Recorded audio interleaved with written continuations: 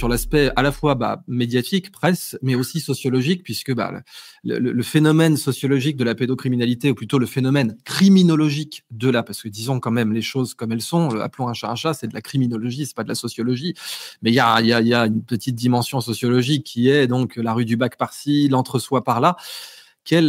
Comment tu nous décryptes ça? Moi, je le décrypte avec une forme d'optimisme, parce que je pense que Bayrou va avoir beaucoup de mal à survivre à ça, et que ça nous montre qu'au plus haut niveau, il est quand même Premier ministre, un mec aujourd'hui peut être touché par une affaire de pédocriminalité.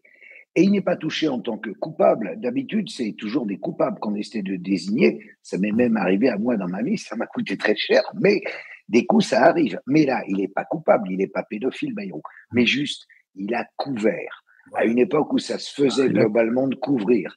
Mais il continue, le con.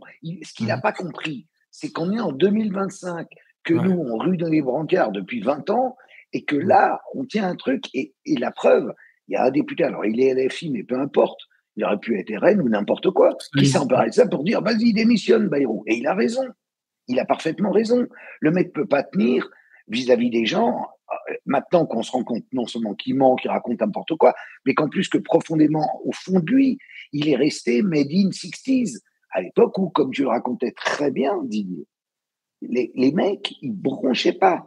Ils allaient effectivement faire les grenouilles de bénitier, et de l'autre côté, le curé a encore enculé un petit. Ah oui, mais c'est le curé, qu'est-ce que tu veux dire? Respect au curé. C'est pour ça que ça pose aussi la question. Pour moi, ça pose aussi la question de l'abbé Pierre et la question du célibat des prêtres, qui, pour moi, même si tout le monde gueule contre moi, mène aux abus sexuels d'une façon ou d'une autre. Pourquoi on n'autorise pas ces gens-là, d'abord avec des femmes plutôt qu'uniquement des hommes, et secondo, s'ils ont envie d'être pédés, qu'ils soient pédés et qu'ils aient une vie sexuelle. Et on n'en parle plus. Dans la plupart des religions, c'est comme ça. Alors on me dit, oui, mais dans les autres religions aussi, c'est pas vrai. Dans les autres religions, il y a, mais il y a moins. Il y a beaucoup, là, quand même. Il y a un nid, il y a un problème. D'ailleurs, quand on voit cette affaire-là, précisément ce père-là, comment il s'appelait? Carita, le mec qui s'est flingué. Carica, voilà, qui est allé se suicider en se jetant dans le Tibre. Le mec, il fait 2 semaines de prison où il part au Vatican. C'est quand même incroyable. Un violeur. Et il est recueilli au Vatican. Ah ben non, on ne touche pas. Donc ça veut bien dire que même au Vatican, ils sont parfaitement au courant. Et donc, à chaque fois que j'explique que les curés, quand j'étais petit, dès qu'il y avait un fils dont on sentait qu'il allait devenir homosexuel, on dit, tu vas être prêtre, et il devenait prêtre, effectivement. Et donc après, il se retrouvait avec qui? Avec des séminaristes, puis après avec des gosses. Et advienne que pourra. Et cet univers-là doit changer, et c'est le moment. Il y a 2 choses, Karl, sur lesquelles je veux t'interpeller là-dessus. D'abord, il y a l'aspect journalistique, parce qu'on va revenir sur l'attitude d'Apolline de Malherbe, qui, méthodologiquement, c'est plus possible qu'on laisse les Français. Qu'est-ce qu'elle a fait, Apolline? Moi, je ne suis pas ces trucs-là. Justement, je vais te donner tous les éléments. Au lieu de faire un travail de journaliste, normalement, un journaliste, il doit à tout prix empêcher qu'on désamorce l'affaire. On est d'accord, je vais te poser des questions naïves, Karl, jusque-là. Un vrai journaliste, s'il voit un type en flagrant délit de désamorçage d'une affaire majeure, il est censé déjà le tacler direct. Jusque-là, j'ai compris. Direct. Alors là, voilà, on a vu le contraire, c'est-à-dire qu'on a donc Manuel Bompard, qui, en effet, LFI ont été parmi les seuls à intervenir sur cette affaire. Autant ils nous ont déçus salement concernant la motion de censure, autant là, quand même, pour parler du fait que Bayrou devait démissionner, ils ont été corrects, propres et professionnels.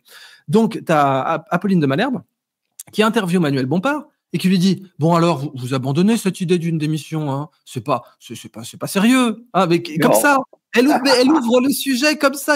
Et t'as Bompard c'est pas Mélenchon, c'est pas un mec énervé, tu vois. Quand il s'indigne, Bompard, il y a un sourcil qui monte, Max. Bon, mais il a quand même dit, vous êtes folle, moi, je suis bien sûr qu'il doit démissionner. Alors, donc, juste, Karl, si t'avais été sur le plateau en face d'Apolline de Malherbe à ce moment-là, avec Bompard d'un côté, et qu'elle avait ouvert le sujet en disant, bon, allez, c'est pas sérieux la démission quand même. J'aurais dit, madame, c'est vous qui n'êtes pas sérieuse. Enfin, cette démission s'impose. Merci. Et vous ridiculisez notre profession, faites ce que vous voulez, faites quelque chose d'autre. Je ne sais pas, allez planter des carottes, allez vous faire foutre, mais c'est pas raisonnable. C'est-à-dire, évidemment qu'ils ont raison. Et les autres devraient les suivre. Et c'est là où c'est un petit peu inquiétant quand même. Enfin, le RN, qui est censé représenter, parce que sur ce terrain de la pédocriminalité, pour l'avoir interrogée, Marine Le Pen, elle est parfaitement au courant, au fait, et elle considère que la plupart des mesures qu'on propose sont les bonnes. Ouais. Et là, on ne l'entend pas. Ça veut dire que pour être à la tête, il faut rejoindre le système et épouser cette espèce d'omerta du système. Si c'est ça, c'est atroce. Je sais que je suis pas RN, hein, Ouais, loin ouais. de là. Non, mais Mais, ça, mais là, on est au cœur. j'attendais de leur part quelque chose. Je sais pas quel âge il a, Bayrou. Il a bien 70 ans. Même. 74. 74. Bon. Eh ben, c'est un mec pour qui les modèles, il arrivait sur la politique quand les modèles, il est centriste. Donc pour lui, c'était Jean Le Canuet, c'était Jean-Jacques Servan-Schreiber. C'est tout à fait une autre époque. Ils ont de très vieux modèles.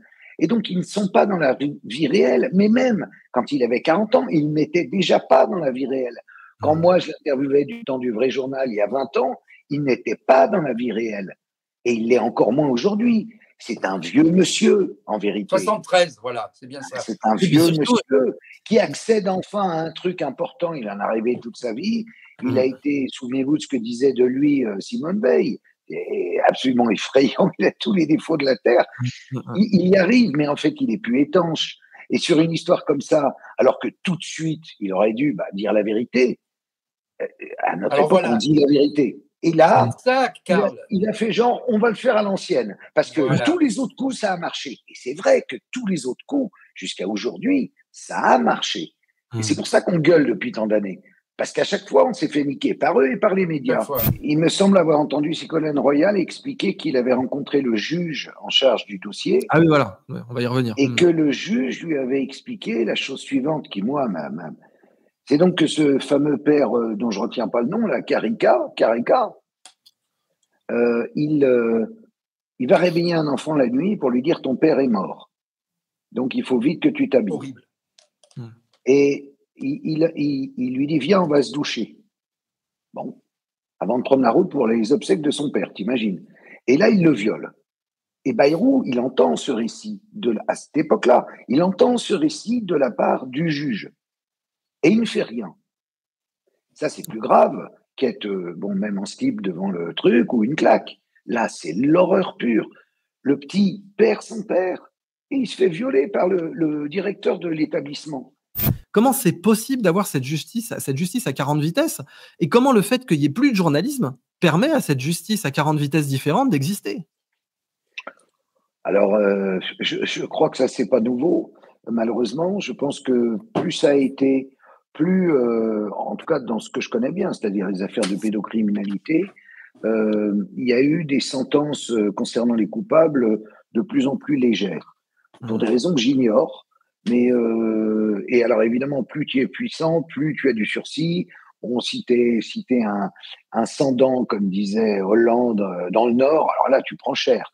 Mais si tu es vaguement, ou que tu as des relations, simplement, et bon, tout ça s'arrange entre amis, ou alors en loge, et finalement, t'as pas grand-chose. Bon, donc on sait que la justice ne joue plus du tout son rôle dans cette affaire. Ceux qui essayent encore de jouer un peu leur rôle, c'est les gendarmes, mais les gendarmes, ils sont aux ordres, et donc ils écrasent assez rapidement. Les médias ferment leur gueule, et donc en fait, les victimes se retrouvent face à rien, face à un silence, face à un déni total, et c'est très dur à vivre. Et puis, j'ajoute cet aspect qui, parce que dans le cas de Bayrou, ce qu'on veut marquer, et après on parlera de Le Squarneck, et c'est la même histoire, c'est le fait que les gens savent, mais ne disent rien. C'est extraordinaire. Surtout quand tu es ministre, à son niveau, il était ministre de l'Éducation. C'était, comme tu l'as dit, Didier, il devait régler le problème. Il n'a pas réglé le problème. Et ça, cette espèce d'omerta, c'est ça qu'il faut faire exploser. Parce que sinon, on n'arrivera à rien. On attendra, nous, on attend éternellement un miracle de la part de politiques qui sont tous gluants comme Bayrou et qui se font des petits arrangements. Bon, en fait, ils n'en ont rien à foutre que des gosses se fassent violer. Il faut se dire la vérité, rien à battre. De ce soir, je serai attablé chez Françoise à 19h, j'aurai un bon petit pastis et ensuite on va manger des moules. Voilà, tu vois, c'est des mecs, rien à foutre. Elle est là, la réalité. Tu as parfaitement raison. Mais oui, et les victimes, elles sont dans le respect quand même de l'État, de la justice, de la maréchaussée, de ce que tu veux. Et elles se rendent compte que tout ça est du flan absolu. C'est pas vrai. Tout est faux. Et donc, tu te fais violer. et après tu vas te faire enculer. Tu vois le truc? C'est la doublette, voilà, par le système juridique du dernier numéro de l'Envers des Affaires, qui est donc, je montre. Ouais, voilà, bimestriel. J'arrive. Bimestriel. Vous savez qu'en français, voilà, j'ai appris récemment. Trimestriel. Trimestriel. Ok. Trimestriel. Il paraît tous les 3 mois. Tous les 3 mois, presque. Et là, on parlait de la pédophilie à Betaram. Enfin, ça se suit, ça se ressemble. Nous, on le commente, on explique en quoi il y a eu des défaillances journalistiques, des défaillances juridiques, des défaillances politiques, des défaillances administratives. Mais bon, il faut vraiment que tu nous expliques pourquoi c'est systémique, quoi. Alors, cette affaire-là, donc du docteur Le Squarnec, elle est... Alors, bon, vous allez beaucoup en entendre parler à partir de lundi prochain, vu que le procès commence. Procès à Vannes. Ouais. Le chat te demandait si tu y serais, d'ailleurs, si tu me permets. J'y serai, mais pas tous les jours. Il va durer 4 mois. Ah ouais. Et parce qu'il y a 299 victimes sur 312. En fait, l'histoire est la suivante. Le Squarnec a déjà été condamné en 2021, si j'ai bonne mémoire, à 15 ans de prison.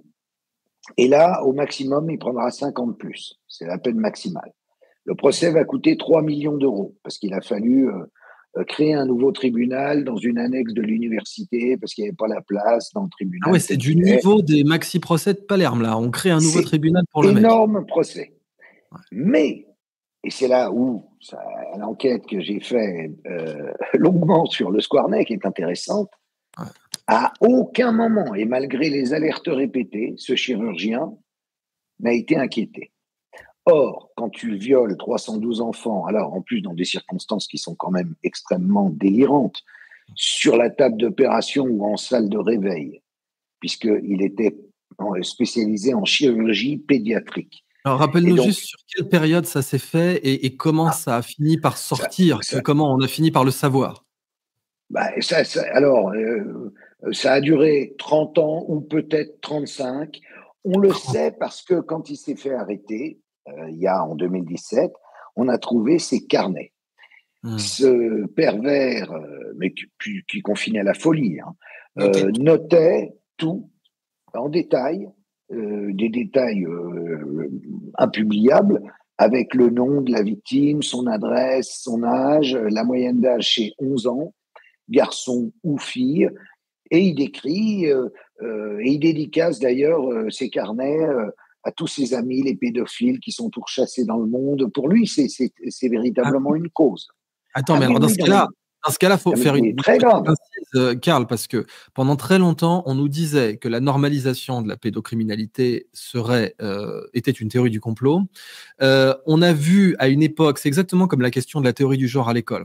On nous disait en 2014 que la théorie du genre ne serait jamais enseignée à l'école. Aujourd'hui, elle l'est de façon ouverte. C'était présenté comme une théorie du complot. Bien sûr, il y a le cas des insectes, on ne va pas y revenir. C'était présenté comme une théorie du complot. Là, à peine 3 ans plus tard, ça y est, c'est confirmé. Mais il y avait l'autre sujet, c'était les minor attracted persons. Donc, essayer de normaliser la pédophilie en disant ils ne sont pas pédophiles, ce sont des gens attirés par les mineurs. Minor attracted persons. Pendant longtemps, on présentait ça comme une théorie du complot. Et là, tu nous dis, en fait, le gars, il y avait un côté joyeux club maquettiste, c'était un club, quoi. Il va dire, mes semblables qui ont les mêmes intérêts que moi sont persécutés. Oui, bien sûr. Il y a eu, au moment où il exerçait, à tous les sens du terme, il y a eu une affaire comme ça de pédophilie qui s'appelait Ado 71, où plusieurs mecs ont été coffrés. Et lui écrit là-dessus en disant qu'il y a eu 4 morts. J'ai cherché à identifier les morts parmi les pédophiles. J'en ai trouvé aucun, et il est très excité par ce truc. Il se pense, mais il écrit. C'est pénible à lire parce que les récits qu'il fait de ces viols sont monstrueux, c'est monstrueux. Et puis après, au bout d'un moment, il a fini par comprendre qu'il valait mieux qu'il arrête. Mais je vais y venir après. Pourquoi? Je vous ai expliqué après. Et il s'est mis avec des poupées. Je n'invente pas, avec des poupées à qui il avait fabriqué de faux sexes. Et avec qui il dormait. Sa préférée, c'était Véronique, parce qu'elle faisait 1m10, la taille d'un enfant de 7-8 ans, tu vois. Et lui-même se prenait en photo en costume de mariée avec Véronique, ou alors tout nu en érection avec Véronique. Mais totalement dingue. Et ce qui est profondément fou et choquant, et c'est ce que raconte l'enquête dans l'envers des affaires, c'est que ce monsieur, on se rend compte assez rapidement parce que dès 2004, le FBI transmet à la police française un dossier en disant, voilà, vous avez 2400 pédos en France qui ont des images pédopornographiques. 2400. Allez les serrer, il les serre, et parmi eux, il y a le chirurgien, le Squarneck. Et d'accord, c'est grâce au FBI, c'est pas la police française. Non, 4 mois avec sursis, mais là, on ne trouve pas les carnets. Il a 4 mois avec sursis. Normalement, dans un monde normal… Pardon de t'interrompre, mais pourquoi ils n'ont pas perquisitionné chez lui direct à ce moment-là? Ah, ils ne perquisitionnent pas du tout. Ils demandent à l'entendre, ils le reçoivent une demi-heure, ils confirment aux gendarmes, oui, mais j'étais mal dans ma peau, j'ai arrêté, tout ça n'existe plus, j'ai tout détruit. Il n'y a pas d'enquête. Pour avoir une perquisition, c'est très compliqué en France. Bah attends, c'est une commission rogatoire. Si tu as un juge qui a envie de délivrer une commission… C'est très compliqué. Moi, dans mon affaire, j'ai eu commission rogatoire, j'ai dû attendre 3 ans et elle a mis 2 ans et demi pour rentrer la commission rogatoire. Bah, mais ça aurait quand même permis de serrer le… Ouais, mais ça aurait pu permettre de serrer le mec. Bon, vas-y, Karl. Alors, il prend 4 mois avec sursis. Bon. Et là, qu'est-ce qui se passe normalement? C'est obligatoire. Le tribunal, en l'occurrence à Vannes, doit envoyer cette condamnation à l'ordre des médecins. Mais il se trouve qu'elle ne l'envoie pas. Bon. Donc, il continue son petit bonhomme de chemin. Ah oui, attends, je suis obligé, parce qu'il n'y a rien qui va là. Tu es en train de me dire que le mec a continué à exercer. D'accord. Entendu. L'ordre des médecins n'a rien fait. Nous, en face. Pas au courant. Dans un premier temps, on n'était pas au courant. Et quand les audiences, le mec, il a été condamné ou pas? Comment ça s'est passé? Tu dis, il y a eu une décision de justice. Il y a eu une audience, bien sûr. Il a pris 4 mois avec sursis. Il l'a dit à son directeur d'hôpital de l'époque, qui a dit, vous êtes un excellent chirurgien, c'est pas grave, vous continuez, on a besoin de vous. Non, attends, les enfants vous attendent. Car, t'en mords, parce que nous, on a rapporté pendant le Covid, tu as le professeur Raoult qui s'est pris une interdiction d'exercer pendant 2 ans. Bon, le mec, il est à la retraite, c'était purement vexatoire, c'était uniquement pour l'emmerder, tu vois. Il s'est pris 2 ans d'interdiction d'exercer, mais il n'a pas fait le quart, du millième, du 15e, du centième de ce dont on parle, évidemment. Et en face, tu as le professeur Schwartz. J'attends dans mon agenda de le faire venir sur la chaîne. J'aurai une actu qui permette d'angler ça, qui parle du bleu de méthylène, qui est une molécule très intéressante. On a même vu Robert Francis Kennedy, en mettre dans un petit… parce que c'est prescrit, même mon grand-père se soignait avec. Eh bien, Laurent Schwartz, il est persécuté par l'ordre. Et là, tu es en train de dire qu'il y a un mec, pépère, il annonce qu'il est pédo. Et mais t'es un bon chir, alors ça va… décalage, cul un mouton, et donc du coup, voilà. Et donc du coup, pas de problème, on va te laisser, et l'ordre des médecins n'en saura rien. Alors, ils ne sont pas prévenus, et il faut qu'un psychiatre qui travaille dans le même hôpital à ce moment-là que le Squarneck, qui s'appelle le docteur Bonvalot, écrive à son tour à l'ordre des médecins en disant, attendez, on a un problème avec ce mec. Et là, alors, l'ordre s'empare du truc. L'ordre, au niveau départemental, s'en empare, décide de ne rien faire, puis transmet à l'ordre régional qui décide de ne rien faire, qui transmet à l'ordre des médecins nationaux qui décide de ne rien faire. Donc, tu as eu plein de gens dans la boucle et personne n'arrive. Mais c'est même pas fini, parce que pendant ce temps-là, il continue. S'il y a 312 victimes, c'est que, tu vois, personne ne l'empêche de rien. Les gens sont au courant, mais bon, on décide que finalement, il est sympa, il est d'une bonne famille, il est bien établi en Bretagne, tout le monde l'aime bien, bon, voilà. Et là, qu'est-ce qui se passe? Ils transmettent, l'ordre des médecins transmet à la DAS pour avis. La DAS, donc l'ancêtre de l'ASE, étudie le dossier, dit c'est emmerdant, merde, c'est un pédo, et décide, je vous le donne en mille, de ne rien faire. Et il file finalement la patate chaude au ministère de la Santé. À l'époque, c'était Xavier Bertrand, qui à son tour examine le truc et dit « faudrait faire quelque chose ». Mais finalement, ils ne font rien. Et le mec continue. Et de l'autre côté, tu as toutes ces petites victimes qui, pour la plupart en plus, sont violées dans un état semi-comateux, puisqu'elles ont été sédatées pour être opérées, et qui ne se souviennent pas qu'elles ont été violées, et qui voient débouler des gendarmes chez eux, 20 ans, 30 ans, 15 ans, 10 ans après, en disant tiens, lisez ça, un bout du carnet de Le Squarneck. Ça parle de vous, il y a votre nom, tac, tac. Vous vous souvenez? Ah non, pas du tout. Et là, alors, le sol se dérobe sous leurs pieds. C'est affreux. Et beaucoup vont confesser après, et ça sera l'objet du procès en partie, que pour une raison qu'elles ne comprenaient pas, leur vie, notamment sexuelle, avait été complètement changée. Elles n'avaient jamais trouvé leur marque exactement. Et puis, beaucoup de cas de dépression, beaucoup de cas de mal-être, des cas de suicide, etc. Et tout d'un coup, on se rend compte aussi, on apprend un truc, c'est que même si tu t'en souviens pas, ça t'a marqué. Ouais. C'est incroyable.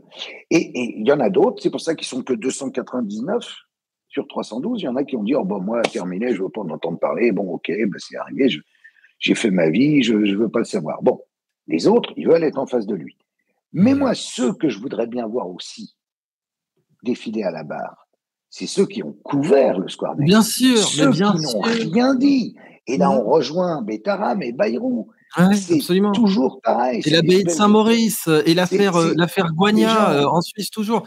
C'est les gens qu'on couvert. Cette espèce de nomenclature de bourgeoisie de province à la Chabrol de merde qui couvre les mecs.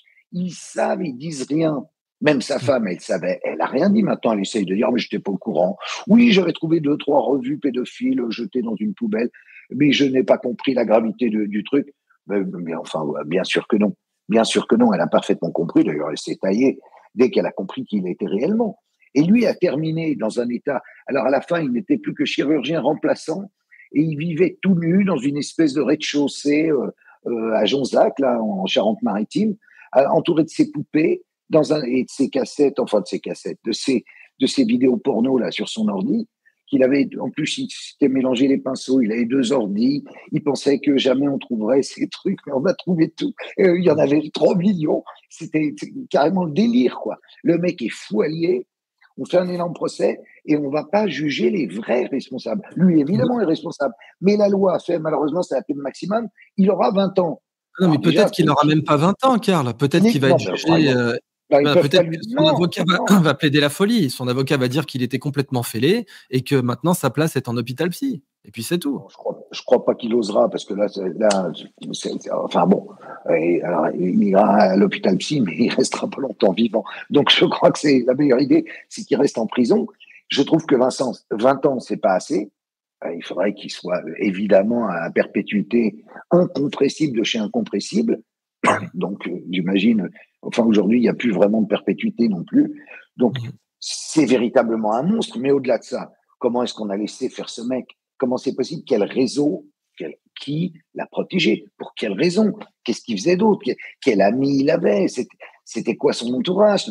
Alors, il y a un procureur à Lorient qui a fait une enquête comme ça là-dessus pour savoir s'il y avait eu justement des protections et tout.